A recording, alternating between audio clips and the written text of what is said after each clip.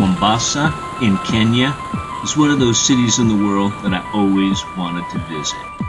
Yeah, and at first glance it does seem like just another chaotic African city, but it does have its charms and a whole lot of history.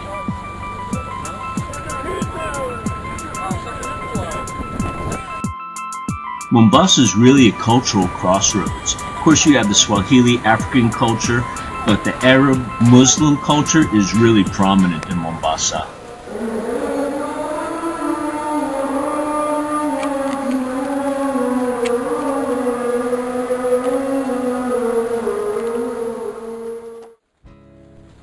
There's a large Hindu population there from India, and of course there's remnants of the British.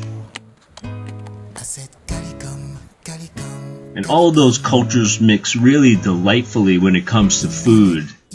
Beautiful Kenyan food. We have beef, vegetable, many different kinds. Beautiful ugali. Lily has a beautiful stew with okra, salad, rice, chicken. Very nice. And the green man bringing us the food. And this meal here deliciously represents all of those cultures. Wow, very nice.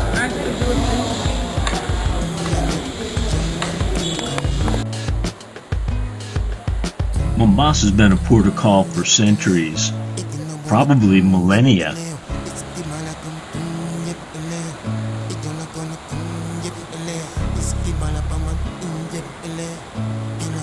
Including the Portuguese, who built a huge fort there called, kind of unimaginably and somewhat predictably, Fort Jesus.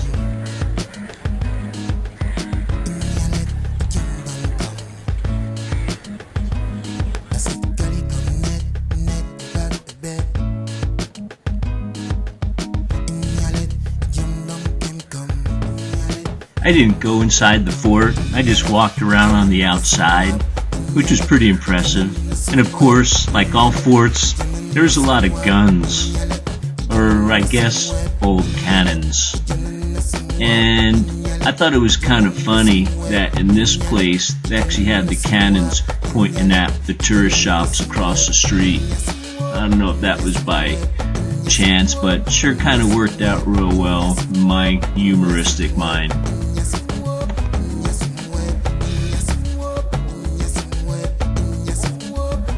And yeah, there were some touristy parts of the city, and you could go buy really cool African crafts there and a lot of shops.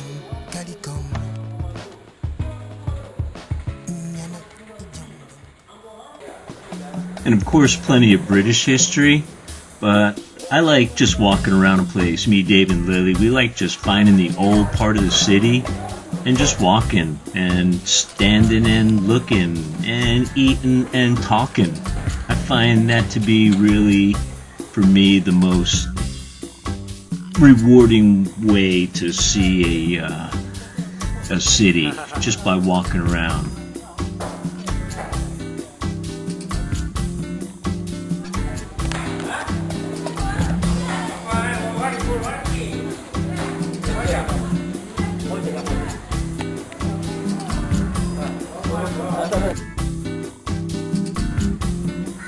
There's some really great old buildings and some really fascinating neighborhoods just to stroll down and spend time in.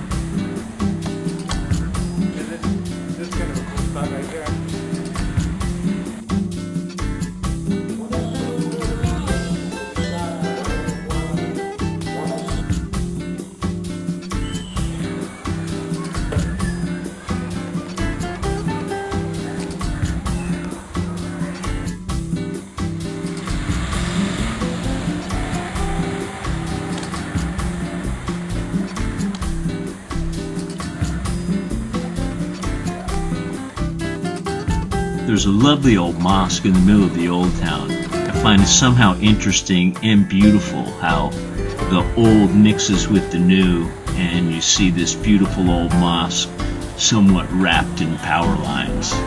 Some kind of modern ironic balance there.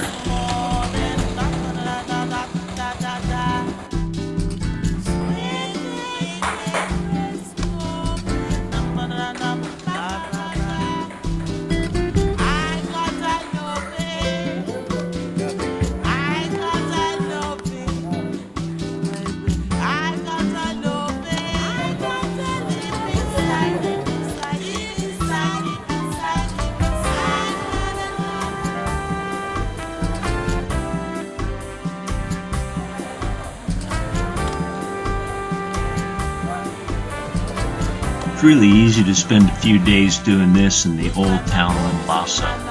Just walking, looking, talking, and eating.